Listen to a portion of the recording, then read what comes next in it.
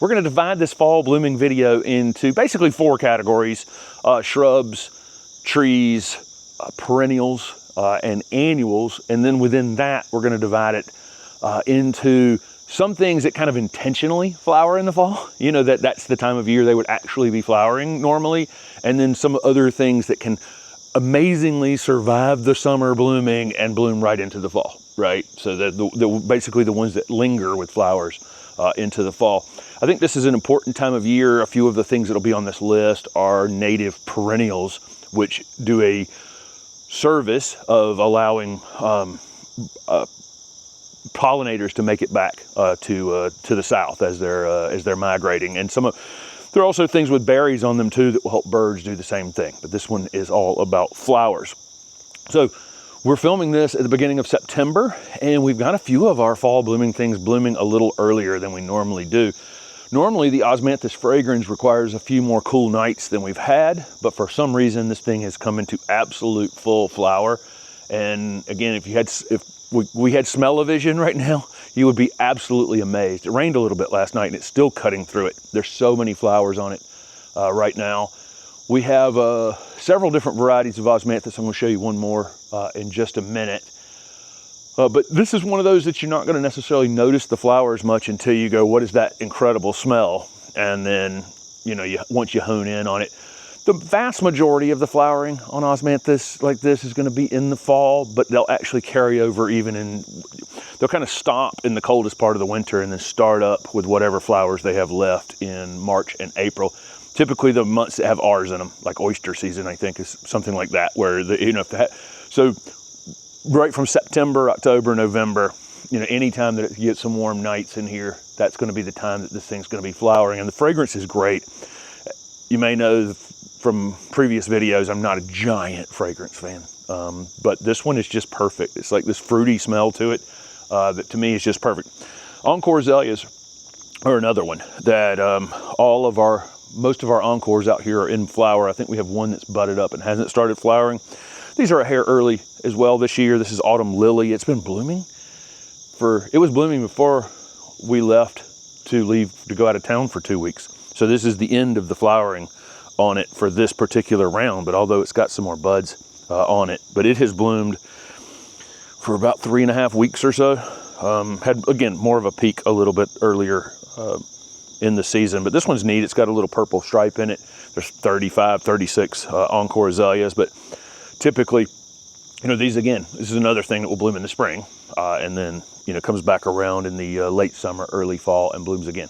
I think this is an interesting Osmanthus here. This is Apricot Echo. It's an orange variety, and I've said a lot of times over the years on the channel that you can't always judge a plant in the first year or two. These flowers were not this orange, nor did this plant have very many flowers on it for the first actually 3 years it was in the ground. It's got some root competition over here. It's in a little more shade than it would probably like to be. It finally cut through all that. And it's upright, it's found the sunlight up here, it's now just a perfect plant, and it has a lot of flowers on it this year. And again, this is an orange version of this.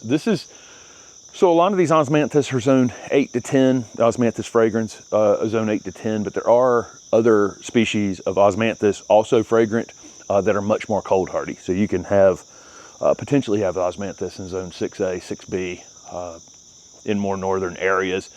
Some of those varieties can take a few years to flower. One other plant that will always get fall flowers on here is, one other shrub is Viburnum macrocephalum, or the snowball viburnum. This one's in the process of forming some flowers here. Generally have these big, giant, round, softball size or bigger flower clusters on them.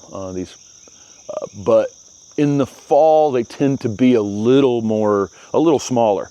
The ones in the spring tend to be a little more vigorous, a little bigger, but it will have, I can count up here 1, 2, there's a vine growing up out of the top of it.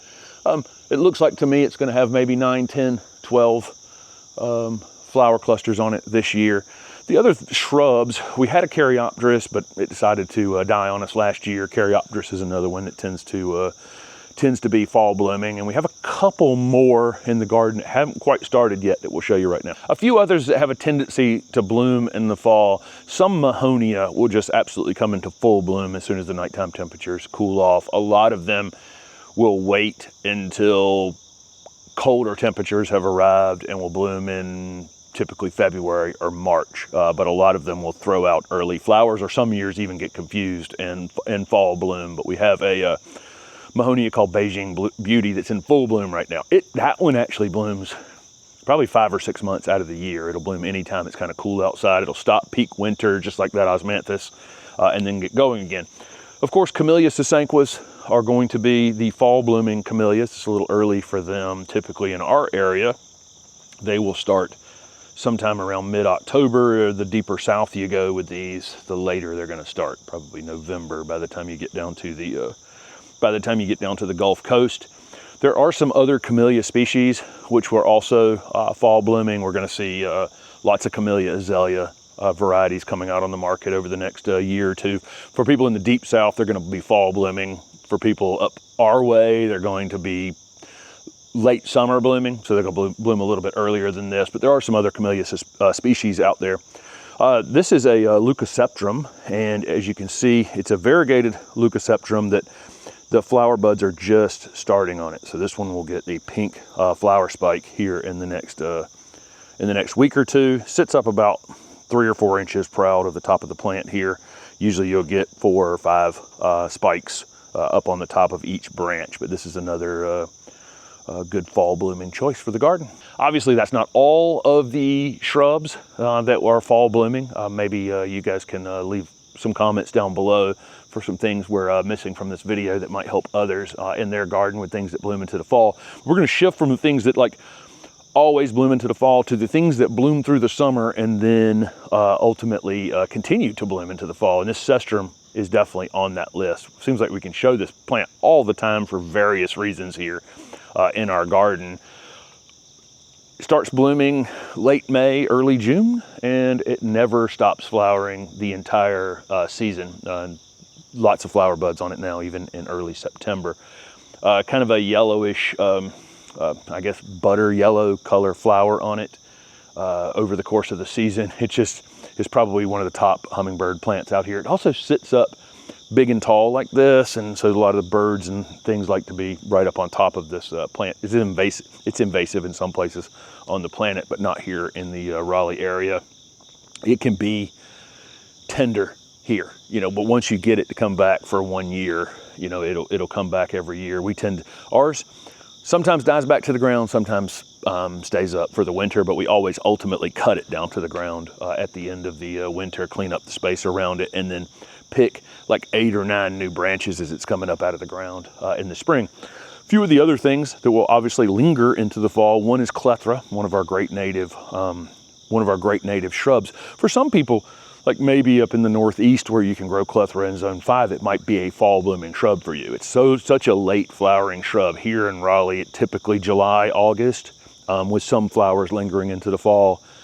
The further north you go, you know, that plant just needs to be awake for some period of time. It's one of the last things to wake up in our gardens as well. Abelia, definitely. We have 4 or 5 different abelias in the garden right now, just absolutely hitting their stride right now for flowers, and they'll flower right up until November. Variegated ones, green ones, all different kinds of abelias. Bees are all over them every day out here. Another one that'll start like this cestrum probably June, you know, pretty late, you know, not a spring flowering shrub. It's got to get awake, put on some new growth. And then once it starts flowering, it literally never shuts down until the fall. We have this Pearls of Perfume Philadelphus that also tends to repeat bloom in the fall. It blooms heavily in the spring, and then it throws flowers all summer long. And then when we get a few cool nights in the fall, it tends to start throwing out a few more flowers. And last year was flowering right up until mid-November.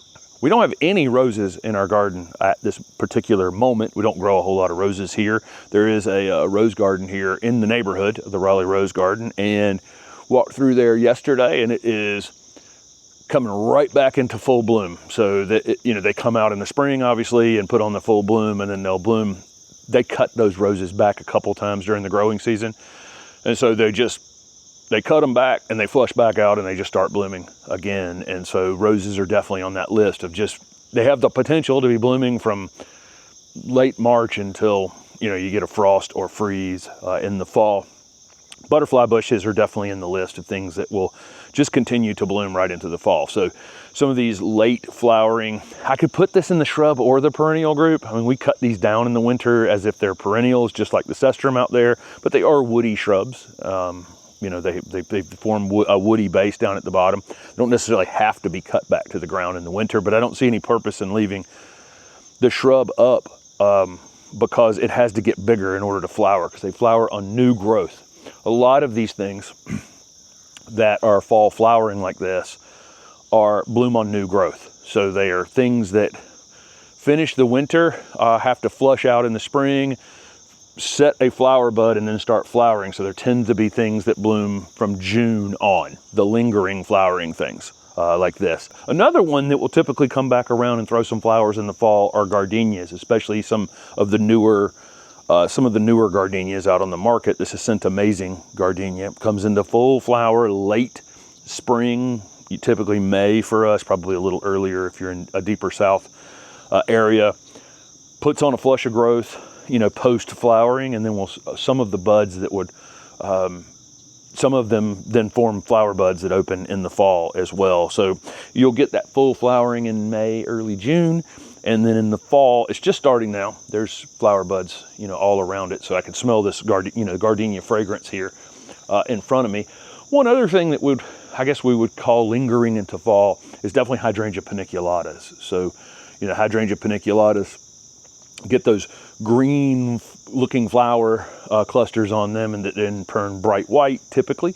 And then in the northern areas, we'll go to pink or red or different colors. For us, they tend to just fade out in the south. Oak leaf hydrangeas will also do that as well in more northern areas. So even if the flowering has kind of stopped, they're past flowering, the flower still looks very decorative on the plant. So there's quite a few of those as well, where it carries something into the fall that looks decorative.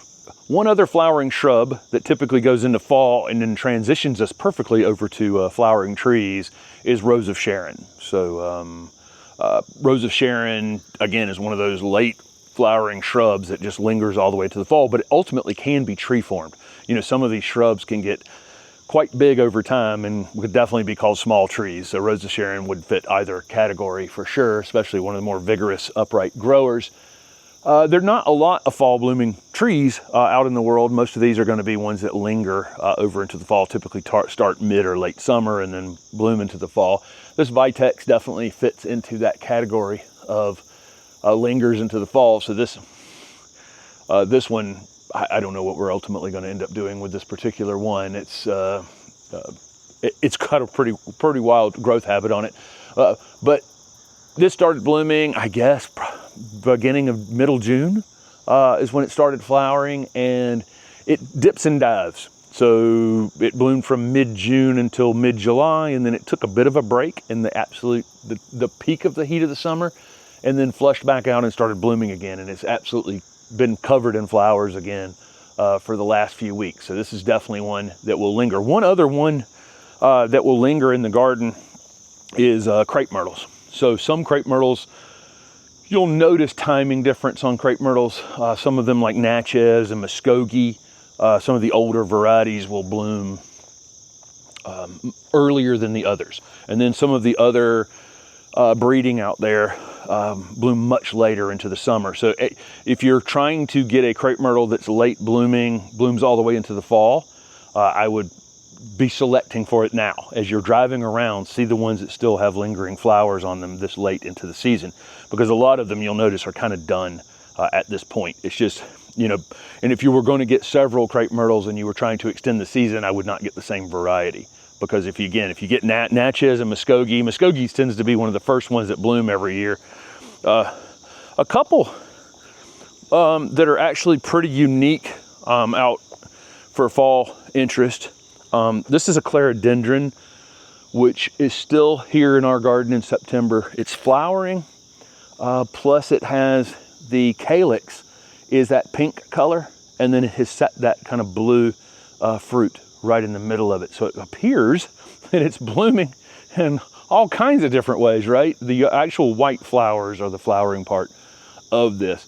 This is unfortunately I would call it mildly invasive plant. Most of the clerodendron species, and there are a lot of clerodendron species, are from the tropics. So there are only a few that will actually work in our temperate areas where we get some winter. And this happens to be one of them. Some people call this peanut butter tree, and all kinds of, a lot of common names for this particular plant. Weirdly, it being, you know, a non-native, probably has the most overall butterflies on it over the course of the season. So butterflies are taking advantage of the nectar in the plant, but it doesn't give them a place. It's not a host plant though for them, unfortunately. So a lot of things, you know, we still need the things in our gardens like milkweed and fennel and some of the other host plants, so that the cat, you know, that they don't just have nectar plants like this. They also have plants to, you know, to do their whole life cycle on. This will not complete a butterfly's life cycle, but they certainly enjoy this plant. Another one that does a similar kind of thing to this is Heptacodium. Heptacodium, small tree, large shrub. Same thing with this clerodendron. I could call this a shrub or I could call this a tree for sure. Heptacodium does the same exact thing where it throws out these flowers typically in August, and then the calyx behind it is a reddish color. And so even after it stops technically flowering, it appears to still be flowering well into the fall, similar to how those hydrangea paniculatas are working, how those oak leaf hydrangeas are working, where the flower is basically spent, but then it's offering some sort of additional color or feature later into the fall. And of course, then it can get some beautiful fall color as well. Annuals are definitely interesting for the fall in our gardens, because if they've held up through the summer, then as soon as we get some cool nights, some of them can just kind of kick back into gear. This sun patient here, this white sun patient, these looked awful in the peak of summer. I mean, really looked quite terrible. We've gotten some cooler nights here toward the end of August and into early September, and now all of a sudden they look like champions, right? There's pentas along with those as well. So if we can get some of our annuals that we put in way back in the middle of April to kind of survive the summer, as soon as it starts to cool off, you'll notice that some of them really start to look pretty good again. We've got vinca out front that still looks just absolutely peak right now. We've got some begonias. We've got several other, we've got some zinnias that still look okay. Some of the zinnias are kind of tired. And that'll transition me over to, for some folks, especially in the deep south, you could actually do a round of marigolds or zinnias, or cosmos. Cosmos would be another one that you could probably do an additional round of flowers on those in deep south areas. So again, with these annuals, some of them, you know, some of them were a little rough, you know, by late summer, and we can make the decision to cut them back to the ground, get rid of them or whatever. But if you're patient enough, sometimes here toward the end of summer, all of a sudden they go, oh, it's the perfect conditions now. Sun's still up pretty high in the sky. It hasn't fallen to too low of an angle. And all of a sudden, this particular little annual border here, which, you know, wasn't the best during the summer months, looks its best going into September. And I imagine this will continue to look like this right into November. So that's our summer annuals that happen to linger into the fall. And then of course here in the south, we can actually transition over to fall, winter, and early spring annuals. Some of you in the north can grow pansies during the summertime, and those will continue to look good right into the fall. For us, we can't really grow pansies during the summer, but we can put them in right now. So in September into October. So we have pansies, snapdragons, violas, panolas, all kinds of variations now of Johnny jump ups and pansies and things that have been combined together into new mixes, like panolas, which is a viola and a pansy combined together. Those are really good, by the way. And then things like dianthus. And so this dianthus is an example of one we planted in the fall a few years back. It's actually a perennial. So I call these annual because typically they will be planted in the fall, go through the winter for us. There are summer flowering dianthus as well, but this is a cool season version typically, and then the summer kind of wipes them out. This one has managed to survive year over year over year. and again, really starts to bloom well in the fall every year. So there's an example of, a fall blooming annuals with intent. Okay, although this one is actually a perennial. The other one I will throw out to you is marigolds. I think everybody goes out in September, October, and shops for fall mums. It's fall mum season. A lot of people love them. You can get several weeks out of those. A lot of the breeding around those is not great for our gardens. We're going to talk about perennial mums in just a minute when we move over to perennials, because there are some great perennial mums for the ground. Some of them can be a little invasive, not invasive, but a little bossy in the garden. But the mum breeding around, containers that you would buy at a store this time of year, again, they're really selected for looking like that in a container and not being great in the ground. I wish more growers out there would grow a crop of marigolds for the fall, because marigolds, you can get some of the giant marigolds and put them in the ground here in September, and they'll bloom right through a few light frost in the fall. And I've managed to get marigolds right through December here in Raleigh. They look like mums in every way, shape, and form, but they last 16 weeks instead of 3 or 4 weeks that those container mums typically bloom. This little section right here, I think, is the most important part of this video. This is the fall blooming herbaceous perennials. So we're moving over to perennials and grasses, and in North America, we have a tremendous amount of great native herbaceous perennials, flowering perennials, and then we have lots and lots of grasses as well that look great in the fall. That's the group we're moving into. And we're going to start with natives, these intentional fall blooming native perennials, because they're so important to the migration of butterflies and other things. And so goldenrod, you'll see there are a lot of species of goldenrod. There's the species of goldenrod all over the world. They're super important. They tend to flower almost in order from Canada to Mexico here in North America, and allow the pollinators to basically jump from one to the next one all the way down to Mexico over a couple of month period of time, which is super, super important that we have some of these in our gardens to just be a bridge, again, for these migrating things to be able to get where they're going. Ironweed falls into this category, Heliopsis, Helianthus, I'm gonna forget a bunch of fall blooming perennials. So a lot of these are aster family plants, and asters are composite flowers. So when we think about asters, sunflower, I think, is the best way to describe an aster, because every one of those sunflower seeds that's formed in that sunflower was an individual flower. So we call asters composites, because it's actually a composite of a lot of flowers together. And that includes this goldenrod. If you examine one of these flowers closely, you'll notice it's a lot of different little flowers in a cluster. And sometimes fall is referred to by botanists out there that this is the DYC season, the damn yellow composites, because all these yellow flowers show up out of the blue. Yellow seems like it's some sort of an important color for the fall. If you're riding down the highway in September and October, you'll notice that a lot of the flowers are yellow. Ironweed is purples and other colors as well, but a lot of them are yellow. And there are so many of them, a lot of them are quite hard to identify one from another, but they all have a lot of importance out in our gardens. And I think we have several things back here in our native pollinator holding area that's going to go into native garden. This is an all native garden back here behind me in the future.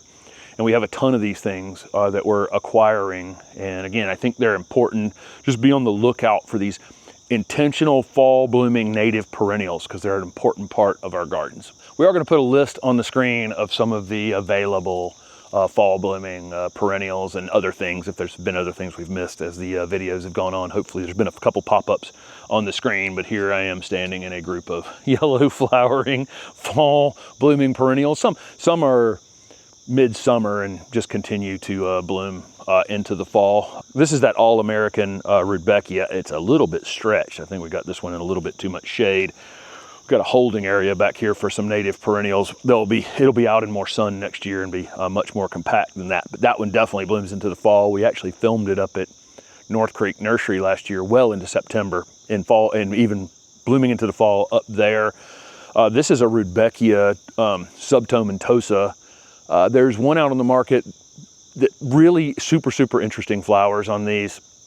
That the one that's been out in the world forever is that Henry Eilers, and this one is called Little Henry, so a slightly smaller flower on this one. But this is another one that'll end up in the native garden out here. But again, you can start to see, if you're paying attention to it after this video, how many yellow flowers you'll see in the fall as you're driving around. It really is an amazing amount of things that have intentionally designed themselves to match up with the season that these things, that some of our pollinators are migrating. So a few other perennials that just kind of intentionally bloom in the fall. Hemiboa, this is a one that we were gifted down at the Mobile Botanic Garden by our friend Seth down there, who was in a video. We talked about a lot of camellias in that video.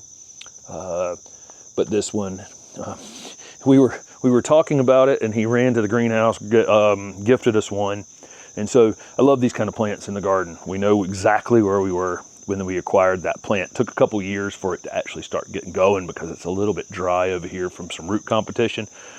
These, I can't recommend these wood chip paths enough, because these wood chip paths allow some moisture up underneath there, and eventually it was able to kind of lock in, and now it's, again, fall blooming here along the path. A couple other things that bloom like this in the fall, turtlehead.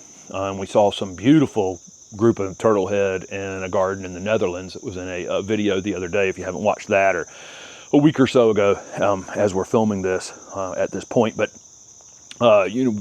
we have some turtlehead here in the garden. It's newly planted here, but that was a big group over there in the Netherlands. Then our toad lilies have started to bloom right now.